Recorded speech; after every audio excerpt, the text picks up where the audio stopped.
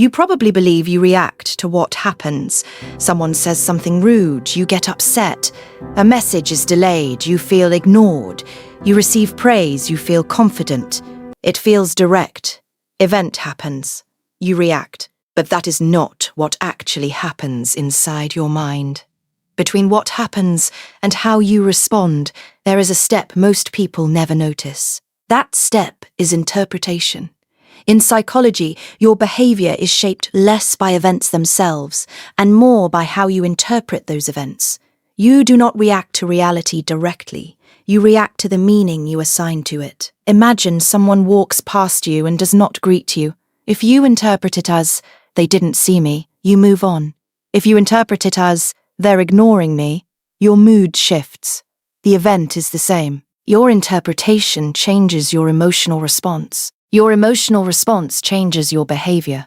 Trigger, interpretation, behavior. This process happens quickly, so quickly that your interpretation feels like a fact. At work, if your manager sends a short email, you might interpret it as annoyance. That interpretation can make you defensive or anxious.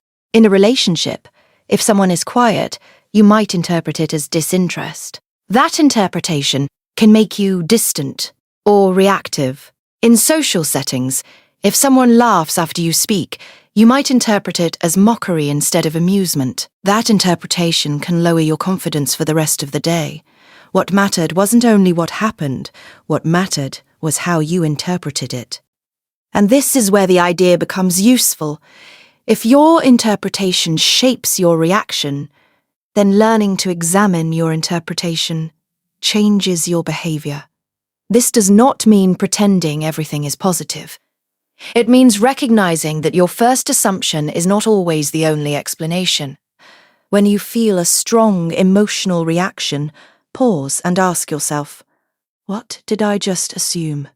Is there another reasonable explanation? If someone does not reply quickly, could they be busy instead of dismissive? If feedback feels harsh, could it be direct rather than hostile?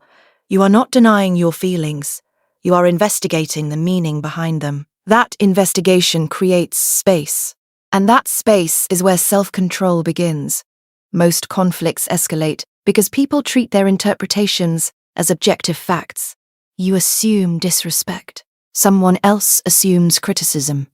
Both react to interpretations, not intentions. When you understand this pattern, you begin to notice how often your mood shifts based on assumptions you never questioned.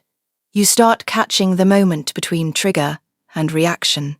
That moment matters, because certainty does not always mean accuracy, and your first interpretation is rarely your only option. The more aware you become of your interpretations, the more intentional your responses become. And that shift can quietly change how you experience your everyday life.